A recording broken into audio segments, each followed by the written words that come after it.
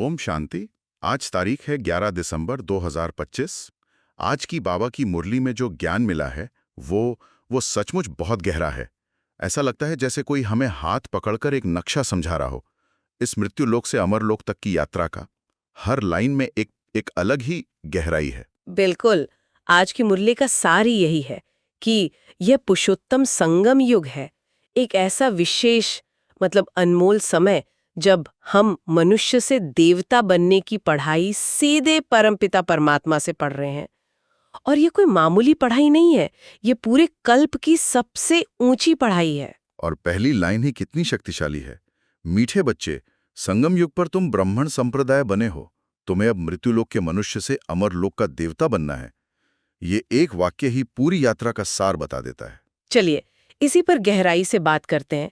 मुरली में एक बहुत दिलचस्प विचार है, बेहद का संन्यास।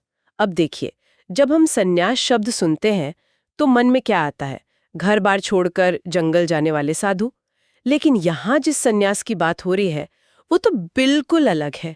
ये क्या है? हाँ, यहाँ बेहद का संन्यास का अर्थ बुद्धि से है, शरीर से नहीं। ये इस गहरी समझ पर आधारित है कि ये जो सारी पुरानी दुनिया है जिसे मृत्यु लोक कहा गया है, वो अब भस्मीभूत होने वाली है। बाबा का मुहावरा भी कितना सटीक है। वो कहते हैं कि ये दुनिया अब वर्थ नॉट अ पेनी है, इसकी कोई कीमत नहीं रही, और हमें खुद को वर्थ पाउंड बनाना है, मतलब अपनी वैल्यू बढ़ानी है। तो ये कोई शारीरिक त्याग नहीं है, ये एक मानसिक और बौद्धिक स्थिति है, एक दृष्टिकोण का परिवर्तन है। तो इसका मतलब ये हुआ कि मुरली में आगे जो कर्मातीत अवस्था की बात कही गई है, उसकी नींव यही बेहद का संन्यास है। क्योंकि बिना इस बौद्धिक त्याग के कर्मों के बंधन से मुक्त होना तो असंभव लगता है। क्या ये दोनों जुड़े हुए हैं? 5000 साल के ड्रामा के चक्र में हूबहू दोहराया जाएगा।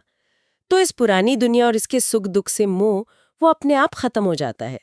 जब ये पक्का हो जाता है कि सब कुछ एक टिक टिक करने वाली घड़ी की तरह है जो हर 5000 साल में रिपीट होगी, तो किसी भी चीज से लगाव या दुख महसूस करने का आधार ही खत्म हो जाता है। एक मिनट, यहां एक सवाल उठता है। अगर बुद्धि से सब कुछ छोड़ दिया तो क्या दुनिया में अपनी जिम्मेदारियों को निभाने में कोई रुकावट नहीं आएगी? क्या अनासक्ति और लापरवाही में एक बहुत बारीक रेखा नहीं है? कोई कह सकता है सब तो ड्रामा है, तो मैं काम क्यों करूं? बहुत महत्वपूर्ण सवाल है और बाबा इसका जवाब बहुत खूबसूरती से देते हैं। ये हठयोग नहीं, सहज राजयोग है। यहाँ कर्म छोड़ने की बात नहीं है, कर्म के फल की इच्छा या उसके बंधन में बंधने से मुक्त होने की बात है। आप एक जिम्मेदार एक्टर की तरह अपना पार्ट बजाते हैं, लेकिन ये जानते हुए कि ये सिर्फ एक पार्ट है। ड्रामा की ये समझ आपको एक्टर बनाती है, न कि दर्शक जो हर सीन में रोता हंसता रहे। आप अपनी जिम्मेदारियां और बेहतर तरीके से निभाते हैं क्योंकि आप तनाव और अपेक्षाओं से मुक्त हो जाते हैं। आप कर्म करते हैं, लेकिन कर्म के फल का बोझ सिर पर नहीं उठाते। ये समझना कि अनासक्ति शारीरिक नहीं बल्कि मानसिक है, वाकई एक बड़ा शिफ्ट है। यस। और इस शिफ्ट को लाने के लिए ही शायद बाबा ने एक अनोखी गॉडफादरली वर्ल्ड यूनिवर्सिटी की बात की है। बिल्कुल। जहां पढ़ाई का तरीका ही अलग है, नाम ही अपने आप में बहुत कुछ कहता है। हाँ, ये यूनिवर्सिटी अपने आप में अनोखी है। इसका टीचर कोई देहधारी नहीं बल्कि स्वयं निराकार परमपिता परमात्मा शिव है, जो जन्म मरण के चक्र से परे हैं। और वो पढ़ाते भी क्या है? दुनिया का कोई सब्जेक्ट नहीं, वो हमें देह नहीं बल्कि आत्मा समझने की शिक्षा देते हैं। हम जो 84 जन्मों से सोचते आए हैं कि मैं ये शरीर हूँ, यही सबसे बड़ा भ्रम है। बाबा आकर इस देह के भान को तोड़कर आत्मा के भान में स्थित कराते हैं। मुरली में एक जगह बाबा कहते हैं, बच्चों तुम आत्माभिमानी हो, बैठो। ऐसी पढ़ाई तो कभी सुनी नहीं। किसी स्कूल कॉलेज में ये नहीं सिखाते कि जाओ खुद को आत्मा समझो। वहां तो और देह अभिमान में लाते हैं कि तुम फलाने पद पर हो, तुम्हारे पास ये डिग्री है। ये तो पूरी तरह से उल्टा ज्ञान है। बिल्कुल। और बाबा ये भी स्पष्ट करते हैं कि परमात्मा का रूप कोई बहुत विशाल ज्योति या अंडाकार नहीं है जैसा भक्ति में दिखा दिया है। वो कहते हैं परमात्मा एक सूक्ष्म बिंदी, एक स्टार की तरह है। पूजा के लिए भले ही बड़ा रूप बना दिया हो, पर असलियत में वो सूक्ष्म है।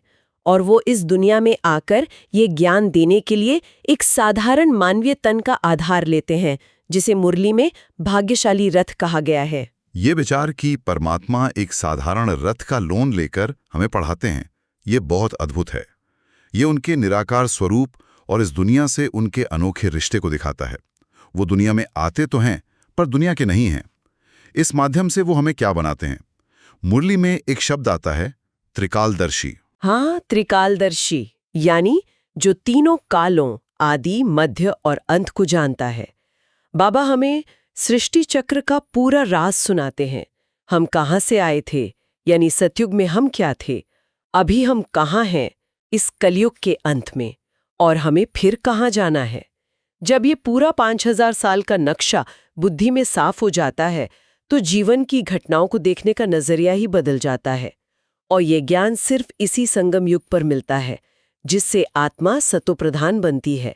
बाकी किसी भी युग में ये ज्ञान उपलब्ध नहीं होता। अच्छा, ये यूनिवर्सिटी और उसकी पढ़ाई तो समझ आती है, लेकिन सवाल उठता है कि हमें इस पढ़ाई की जरूरत ही क्यों पड़ी? मुरली में आत्मा की उस पूरी यात्रा का जिक्र है कि हम कहाँ से चले थे और कहाँ पहुंच गए। उस गिरावट की कहानी क्या है? कैसे हम जो विश्व के मालिक थे, 84 जन्मों की सीढ़ी उतरते उतरते तमोप्रधान बन गए। बहुत शक्तिशाली रूपक है।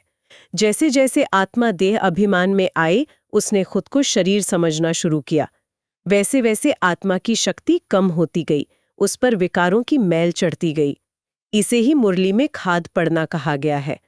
आत्मा जो सोने की थी, उस पर जन्म जन्मांतर के विकारों की परतें चढ़ती गईं और वो पत्थर जैसी जड़ बन गई। एक चिता नीचे गिराती है और दूसरी ऊपर चढ़ाती है। मतलब एक तरफ विनाशकारी ऊर्जा है और दूसरी तरफ शुद्ध करने वाली। मुरली में आगे बाबा कहते हैं, अब ज्ञान चिता पर बैठ सतो प्रधान बनना है।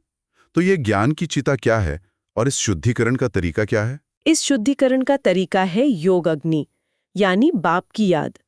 ये एक रूहानी यात्रा है, जहां आत्मा अपने रूहानी बाप परमपिता परमात्मा को याद करती है, और उस याद की अग्नि से, उस प्रेम और शक्ति के कनेक्शन से जन्म जन्मांतर के पाप कर्म भस्म हो जाते हैं। आत्मा फिर से अपनी ओरिजिनल सतोप्रधान अवस्था में आने लगती है। सुनने में कितना सहज लगता है। कोई मुश्किल साधना, कर्मकांड या तीर्थ यात्रा नहीं, बस एक बाप को याद करना है। लेकिन क्या ये वाकई इतना आसान है? क्योंकि मन को एक जगह टिकाना ही तो सबसे मुश्किल काम है भी सहज और मेहनत भी है। बाबा इसे सहज राजयोग कहते हैं। सहज इसलिए क्योंकि इसमें कोई शारीरिक कष्ट नहीं है, कोई खर्चा नहीं है। मुरली में कहा है कि ये 7 दिन का कोर्स है, जिसमें ये समझना है कि हम कैसे सीढ़ी उतरे और अब कैसे एक ही जन्म में चढ़ती कला में जाना है। इसके लिए कोई किताब नहीं चाहिए, बुद्धि से कहीं भी बैठकर याद कर सकते हैं, चाहे कोई विलायत में हो या भारत में। ये पढ़ाई बुद्धि की है। ये स्कूल ऐसा है जहां कोई भारी बस्ता नहीं उठाना है, लेकिन मेहनत इसलिए है क्योंकि 84 जन्मों की आदत है देहाभिमान की, उसे तोड़ने में समय और अटेंशन लगता है। इतने गहरे ज्ञान को सुनने के बाद सबसे बड़ा सवाल यही होता है कि इसे रोज की जिंदगी में उतारें कैसे? ज्ञान और जीवन के बीच का पुल क्या है? मुरली में आज इसके लिए क्या प्रैक्टिकल कदम, मतलब धारणा के लिए मुख्य सार बताया गया है? आज की मुरली में धारणा के लिए 2 मुख्य बातें हैं। पहली, पवित्र बनकर पक्का वैष्णव बनना है। ये सिर्फ विचारों की पवित्रता नहीं, बल्कि कर्मों में भी, खान पान की भी पूरी परहेज रखनी है, और श्रेष्ठ बनने के लिए श्रीमत पर चलना है। यहाँ पक्का वैष्णव का क्या मतलब है? क्या ये सिर्फ खान पान तक सीमित है? क्योंकि मुरली में वैष्णवों का भी जिक्र है कि कैसे कुछ वैष्णव कहलाते हुए भी पवित्र नहीं रहते। बहुत अच्छा पॉइंट है। बाबा यहाँ सतहीपन से ऊपर उठने को कह रहे हैं। पक्का वैष्णव मतलब सिर्फ लहसुन प्याज छोड़ना नहीं, बल्कि मन से विकारी संकल्पों का भी त्याग करना। यहाँ विष्णुवंशी बनने के लिए संपूर्ण पवित्रता की बात है, मनसा वाचा कर्मणा। हमारा हर कर्म, हर बोल, हर संकल्प श्रीमत के अनुसार हो। ये एक होलिस्टिक लाइफस्टाइल चेंज है। और दूसरी बात है, मुरली कभी भी मिस नहीं करनी है। मुरली से ही आत्मा रिफ्रेश होती है और सतो प्रधान बनने का पुरुषार्थ चलता रहता है। जैसे शरीर के लिए रोज भोजन चाहिए, वैसे ही आत्मा के लिए मुरली रोज का भोजन है, रोज की खुराक है। अगर मुरली मिस हुई तो गोया स्कूल से एब्सेंट हो गए।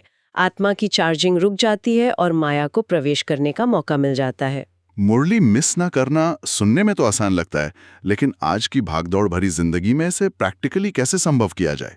सुबह ऑफिस की जल्दी, घर की जिम्मेदारियां, क्या बाबा इसके लिए कोई युक्तियां बताते हैं? बाबा हमेशा प्रैक्टिकल युक्तियां देते हैं। वो जानते हैं कि बच्चे गृहस्थ में रहते हैं। मुख्य बात है प्राथमिकता। अगर हम इसे आत्मा का भोजन समझते हैं तो जैसे शरीर का भोजन नहीं छोड़ते वैसे इसे भी नहीं छोड़ेंगे। सुबह अमृत वेले का समय सबसे अच्छा है, लेकिन अगर वो संभव ना हो तो दिन में कोई भी समय निश्चित करें। आजकल टेक्नोलॉजी है, फोन पर मुरली पढ़ सकते हैं, सुन सकते हैं, चलते फिरते भी सुन सकते हैं। महत्वपूर्ण है नियम। बाबा कहते हैं मुरली सिर्फ पढ़ो या सुनो नहीं, उस पर विचार सागर मंथन करो, उसे अपने जीवन से जोड़ो, तब वो ज्ञान शक्ति बनेगा। और ये बात आज के वरदान से कितनी खूबसूरती से जुड़ती है। स्व कल्याण के प्रत्यक्ष प्रमाण द्वारा विश्व कल्याण की सेवा में सदा सफलता मूर्त भाव। मतलब अगर हमने मुरली को जीवन में उतारा ही नहीं तो हमारा स्व कल्याण नहीं होगा, और अगर स्व कल्याण नहीं हुआ तो हम विश्व कल्याण के निमित्त कैसे बनेंगे? बिल्कुल, ये वरदान आज की पूरी मुरली का निचोड़ है। लोग अब सुनना नहीं, देखना चाहते हैं। बहुत सुन लिया। मुरली में एक शब्द इस्तेमाल हुआ है, दिल शिकस्त, यानी जो आध्यात्मिक रास्ते पर चल चल कर निराश हो चुके हैं। उन्हें किसी के भाषण से हिम्मत नहीं मिलेगी, उन्हें प्रैक्टिकल परिवर्तन देखने से हिम्मत आएगी। जब हमारे चेहरे पर, हमारे व्यवहार में, हमारी शांति, खुशी और शक्ति का प्रैक्टिकल परिवर्तन दिखेगा, तब दूसरों को प्रेरणा मिलेगी। यही बाप की प्रत्यक्षता का सच्चा साधन है।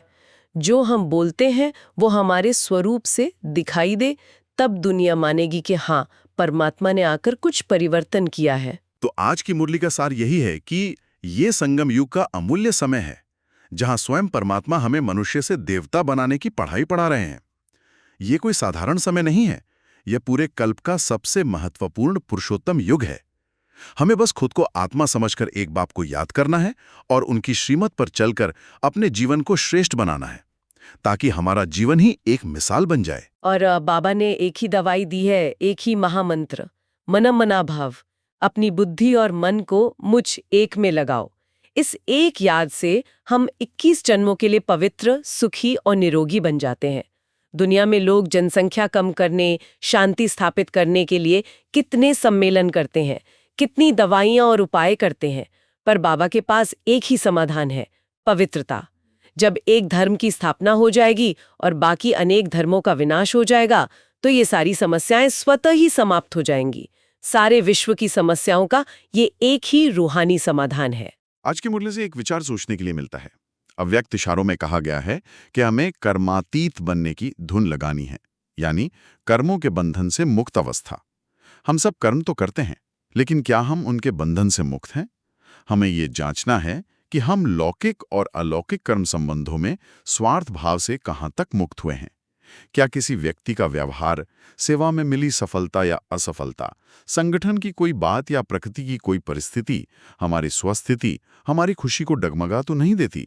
अगर देती है तो मतलब अभी भी कोई बंधन है। इस बंधन से मुक्त होना ही कर्मातीत स्थिति के समीप आना है। ओम शांति।